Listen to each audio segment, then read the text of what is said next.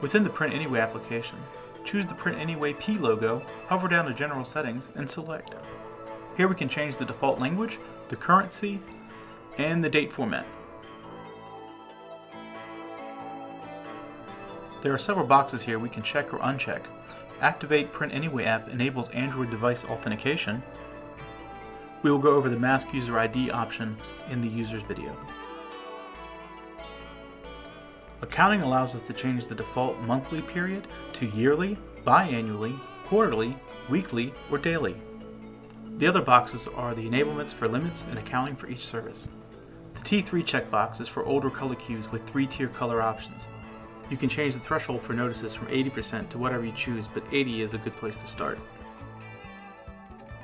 PrintAnyWay does integrate with Active Directory for user accounts. Here is one of the places that you'll put in your Active Directory server's IP address. We will go over PrintAnyWay's web portal in a separate video, but for right now I set authentication type to user name and password and user ID and PIN to allow for as many options for users as possible. The link is a generic 192.168.1.1 IP address. I'm going to find my PrintAnyWay server's IP by opening the command line, typing ipconfig, and putting that in so I have a quick reference to it later on.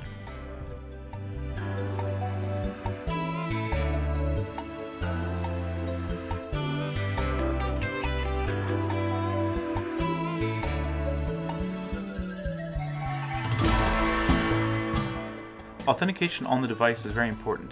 Here we can change the on-screen authentication and card association options.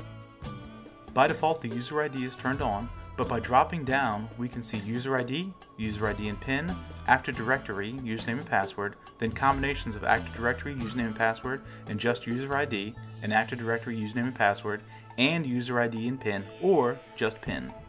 We also have card association. This is how you associate a new RFID card or other authentication card for your device.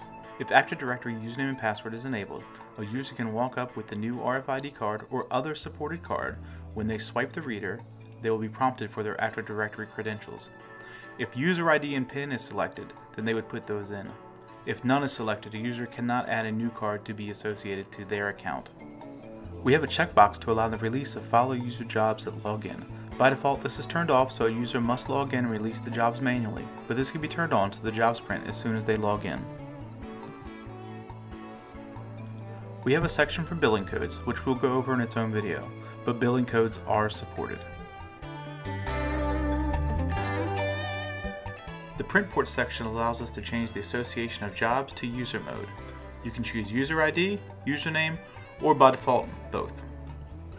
Standby time for follow user queues is how long a job will sit in the queue in hours before it is deleted. 24 hours is the default, but 48, 72, and more are fully supported.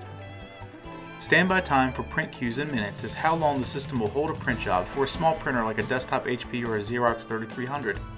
Job name encoding is either default or Greek alphabet for European customers. Web server authentication is being worked on for API integrations with PrintAnyWay and third-party solutions. Proxy server options are for networks where proxy servers are being used. Don't forget to press save, and a pop-up box will confirm that we've saved our changes.